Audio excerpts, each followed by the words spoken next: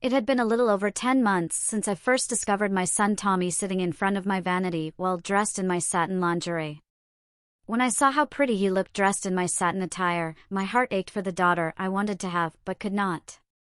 Even after he admitted to me of his love for wearing my things, I could not bring myself to punish him for what I considered to be a harmless act. After talking with him for some time, I had asked then if he would like to become my part-time daughter Chloe. I said that I would help him, if he desired, in his transformation. Tommy had enthusiastically agreed to become my daughter without a moment's hesitation. His features were soft and, once dressed and with some makeup, he easily looked like a pretty young lady. Since that first Friday, we had become like a true mother and daughter. Chloe and I had our regular beauty salon appointments with Karen and Linda. I don't know which of us was more excited about Chloe's first shampoo and set and manicure. I do know that when she got her first permanent a few weeks later, she was very definitely excited. I remember her sitting in Karen's styling chair, very proper and ladylike, as perm rollers and perm lotion were placed all over her head. She looked so very feminine as the various steps of the permanent were properly performed. Afterwards, all Chloe could talk about was the body that her hair now had and her lovely soft curls that now framed her face. Many things had occurred since then. I was able to enroll Chloe in a nearby private girls' school, where she wore a lovely uniform each day. Only the headmistress of the school knew that Chloe was not a proper young lady. She explained that they periodically took special students like Chloe who were becoming young ladies through their own request or through that of the mother. She readily agreed to my requests to keep this information secret and to excuse Chloe from gym classes so she would not have to undress and shower with her classmates. Chloe had accepted the move to the girls' school easily and had even begun to apply herself to her studies. Her grades, which had been B's and C's, now became A's. On a particularly special day in the fall, amidst a long weekend, I allowed Chloe the honor of wearing my wedding gown. We had meticulously planned and anticipated this occasion for weeks to ensure everything was just right for her. That Saturday, Chloe rose early and prepared herself, donning only a towel as she returned to my room. Earlier in the week, I had acquired Chloe's white satin bridal lingerie from the bridal salon, which now lay neatly on the bed. She admired her white stockings adorned with doves and wedding bells, finding her panties particularly exquisite with their satin wedding bell appliques and lace. Once she had dressed in her full ankle-length slip and heels, she sat before her vanity, eagerly awaiting Karen and the photographer. Karen took great care in styling Chloe's hair and applying her bridal makeup to ensure Chloe looked her absolute best. Upon completion, there was no doubt that my Chloe appeared more radiant and lovely than any bride in that moment. The photographer diligently captured the essence of the occasion through a series of photographs. With a smile, I gazed at Chloe and inquired if she was prepared for her moment in the wedding gown. She returned the smile, her emotions nearly overwhelming her. Karen and I delicately extracted the gown from its protective plastic covering, assisting Chloe as it gracefully enveloped her form. The full skirt cascaded elegantly around her legs as we adjusted it at her waist. While Karen supported the bodice, I observed Chloe slipping her arms into the delicate lace sleeves. Witnessing my daughter adorned in my wedding gown stirred tears of joy within me. Sensing my profound happiness, Karen proceeded to fasten the back of the gown for Chloe. She then guided Chloe to a seated position, carefully securing her veil. As I watched the headpiece affixed to Chloe's hair and the veil draped over her face, my tears flowed even more freely. On my own wedding day, I was hailed as a beautiful bride by all. Yet, seeing Chloe standing there now in my gown, I am certain she surpasses even my own radiance. I presented Chloe with her bouquet, an exact replica of the one I held on my wedding day. She held it gracefully during the bridal portraits. Later, Chloe cut a small wedding cake I had prepared, allowing us all to savor it as part of her wedding day experience. As the day drew to a close, Chloe reluctantly removed the wedding gown, changing into a black satin suit reminiscent of my own going-away outfit. She stayed in the suit until bedtime, when she discovered my white satin bridal negligee and peignoir arranged on her bed. Upon changing into them, she exuded a pure, bridal charm reminiscent of a new bride on her wedding night. Before drifting off to sleep, she embraced me, expressing gratitude for her special day. I smiled, sharing that seeing her in my wedding gown had made the day even more memorable for me. December marked another significant milestone for us as we celebrated Chloe's first Christmas. That morning, Chloe and I coordinated our attire, donning matching dark green satin lingerie, stockings, red satin long-sleeve blouses, green ball gown skirts, and 3-inch heels. Beneath the tree awaited her gifts, including satin lingerie and sleepwear, a satin blouse and skirt ensemble, a knee-length satin dress, and the coveted item Chloe had longed for since her transformation began, an ankle-length satin evening gown. This stunning sleeveless royal blue gown featured wide shoulder straps, a fitted bodice, a flowing skirt, and an elegant rounded neckline. Overjoyed, Chloe couldn't wait to try it on, and I happily obliged. Along with the gown, I provided her with a long white satin slip, matching blue heels, elbow-length white satin gloves, and adorned her with dangling earrings, a necklace, and a spritz of my perfume. After assisting her in donning the dress and completing the mother-daughter ritual of zipping it up, we captured the moment in front of the Christmas tree with a series of photographs. I reminded her to gracefully lift the front of her gown while walking to avoid tripping, to which she graciously acknowledged and flawlessly executed, much like every other aspect of her newfound femininity. The pictures that I had taken of Chloe in her evening gown that Christmas were framed and were placed on the mantel beside the bridal portraits of her in her wedding gown taken earlier in the fall. She looked so grown up in these pictures, even though she was my little girl. I still get tears in my eyes when I look at Chloe as the sweet, virginal bride. Valentine's Day found us both dressed in red, from our satin lingerie to our stockings to our knee-length satin dresses and heels. After dressing, we had gone out to a fine restaurant for a perfect Valentine's Day dinner. Chloe was so striking in her red satin outfit and her red 3-inch heels. She definitely caught the eye of several young men that evening in the restaurant. With each passing day, my daughter was becoming more and more a pretty young lady.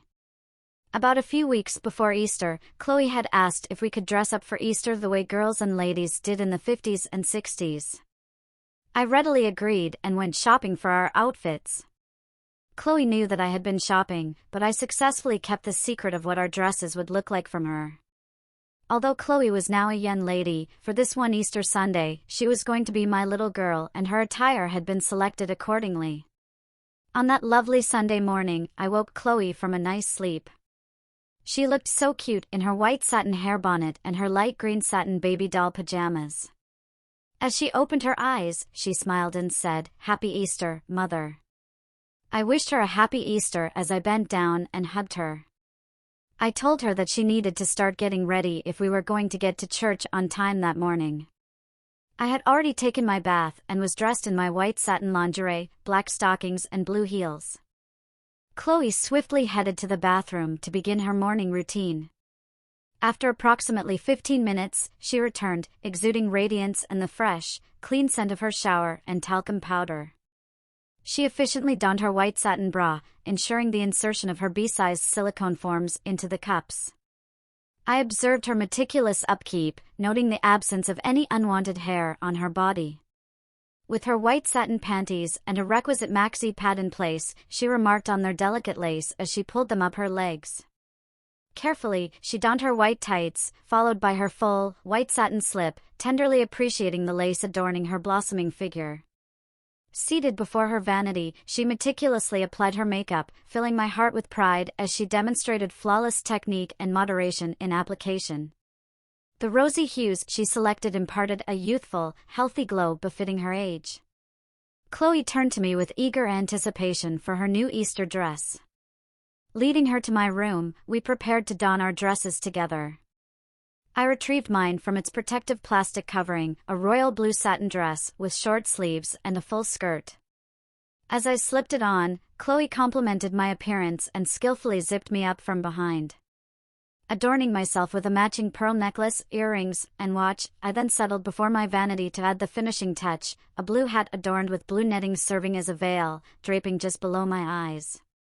Finally, I adorned my hands with wrist-length white gloves. Seeing my ensemble, Chloe once again praised my appearance. Grateful for her kind words, I rose with a smile and thanked her for the compliments. I unveiled her dress from its protective bag, and Chloe emitted an involuntary gasp at the sight of her new Easter dress. "Mother, it's absolutely beautiful," she exclaimed with delight. Assisting her into the dress, I marveled at its pink satin fabric, complete with a full skirt, attached petticoat, short puffy sleeves, straight neckline, and a pink sash that could be tied into a bow at the back, a perfect ensemble for my little girl. Eagerly, Chloe slipped into the dress, turning away so I could zip her up and tie a pretty bow. Handing her a pair of black patent Susan Janes, she carefully seated herself to put them on. With her seated, I adorned her head with a white hat adorned with flowers and completed her look with a white purse and little gloves. As she stood before the mirror, she remarked, "Mommy, I truly feel like your little girl today." Even though she was dressed as my little girl, I decided to grant her a few big girl privileges, such as wearing some jewelry and a spritz of my perfume. This brought her great joy as I lightly sprayed the fragrance on her. She happily adorned herself with simple, clip-on gold earrings and a delicate gold chain with a cross pendant. To add a special touch, I surprised her with a lovely corsage to wear on her dress. Chloe admired it as I pinned it in place. Then, I asked if she would do the same for me. With a smile, she accepted the flowers from me and expertly pinned them onto my dress. We drove to a nearby church, our regular place of worship since Chloe's transition. As we entered, we exchanged greetings with others arriving. I couldn't help but notice a few men and teenage boys eyeing Chloe with a mix of admiration and envy, not only for her youthful appearance but also for her attire, perhaps wishing they could don similar clothing. Though they tried to be discreet, their glances spoke volumes, albeit cautiously, wary of their wives' potential reactions. Once inside, we found seats next to an older woman who offered a nod of approval. Before the service commenced, she leaned in to whisper her appreciation for seeing mothers and daughters dressed elegantly in attire befitting the occasion. She also remarked on the charm of our matching new spring hats. After the service, we exchanged pleasantries with those seated nearby. Several women remarked on the timeless charm of little girls' dresses, noting how they always remain fashionable regardless of the wearer's age. They showered Chloe with compliments on her lovely appearance, to which she graciously expressed her gratitude, punctuating her thanks with a curtsy, a gesture that garnered approving nods, with some noting that I was raising my daughter with proper manners. They also expressed appreciation for seeing women wearing hats in church once more. Following the service, we proceeded to a nearby restaurant where we had reservations for our midday meal. Throughout our meal, I observed several men and teenage boys stealing glances at Chloe in her elegant party dress, each seemingly drawn for different reasons. Despite the attention, Chloe remained composed, simply enjoying her meal and engaging in conversation with me. As we prepared to leave, a shy teenage boy approached Chloe and inquired about her attire. With a smile, she explained that while she typically dressed in age-appropriate fashions, Easter was a special time for her to embrace being my little girl. The boy, almost in a whisper, expressed his own desire to experience such attire if his mom permitted, noting how lucky Chloe was to wear pretty things all the time. Chloe and I had a pleasant ride home. I asked her if she wanted to change her clothes before she played with her Easter basket. She said that she would like to remain in her pretty dress. I told her that she would need to wear a pinafore over her dress to protect it. When I handed her a lovely white lacy pinafore, Chloe said she would gladly wear this to protect her dress. She slipped it over her dress and I tied it in the back for her. Except for the color of the dress, she looked exactly like the pictures of Alice in Wonderland. Her Easter basket had a little candy, some satin panties, and a replenishment of some of her makeup. At bedtime, Chloe changed into her pink satin baby doll pajamas, put on her satin sleep bonnet and crawled under the covers. As I tucked her in, she reached up and hugged me, thanking me for letting her be a little girl, at least for this one day. I wished her pleasant dreams, shut off the light and left her bedroom. As I sat in the family room reading, I thought how fortunate that I was to have a child who, although my son by birth, was agreeable to being my daughter also. As Chloe, she was such a joy and I would continue to assist her toward her true feminine persona for as long as she wished.